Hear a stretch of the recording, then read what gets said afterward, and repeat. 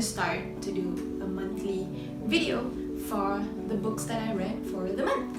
So I bought this basket from Daiso, and after I finish a book I'll like deposit it like in this, and then at the end of the month I will do sort of like a review of what I have read for that month. And it's more so to just like track for myself each book that I have read.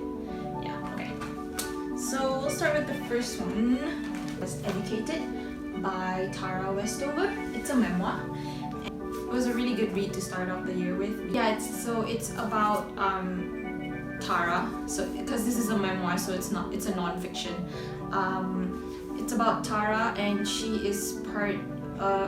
Basically, her family is very, not to say cult-ish, but they don't trust the government. And so they decided to just live off of their lands. They don't trust medicine, they don't trust the hospitals, etc. So it just tells her story of her journey of going through college and consequently even doing like masters as well as PhD, which is really admiring.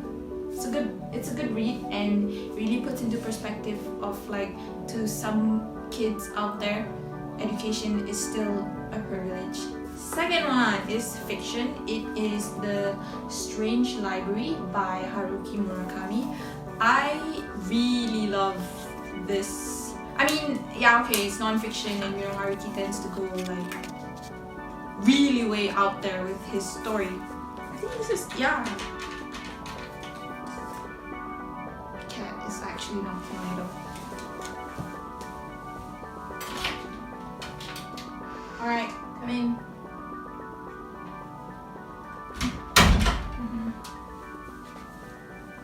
Filming a video.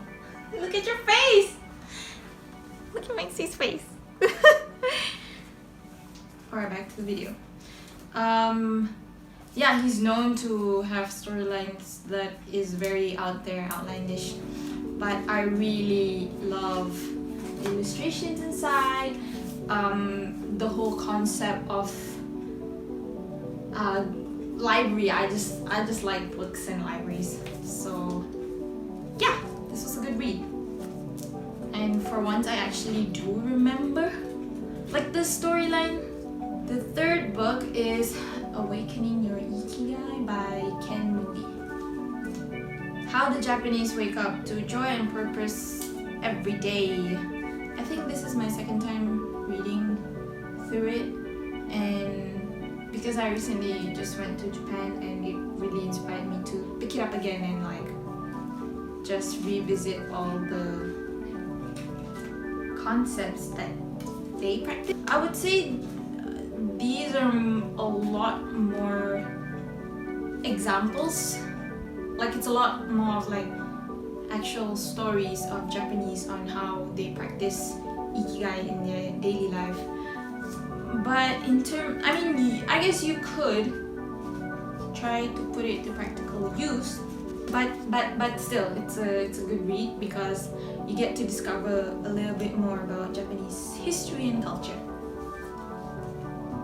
The next one is also by a Japanese author, Happy Money, Ken Honda, The Japanese Art of Making Peace with Your Money. This one I would say does have a little bit more practical advice in terms of money.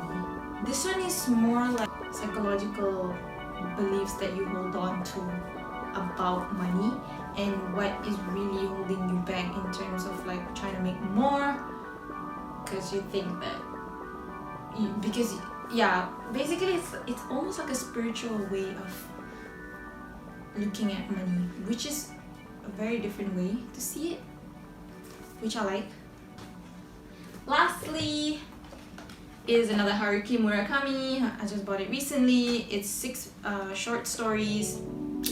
Oh sorry, it's called After the Quake by Haruki Murakami, and it is 6 stories surrounding the earthquake in Kobe in 1995. This guy really comes up with the most like nonsensical like fiction.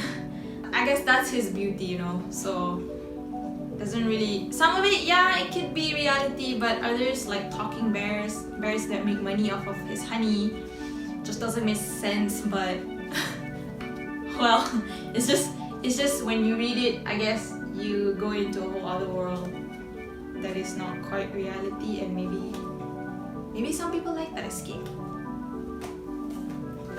So yeah, that is all the books that I read for January 2020. Stay tuned for the February one. So thanks for watching. Bye.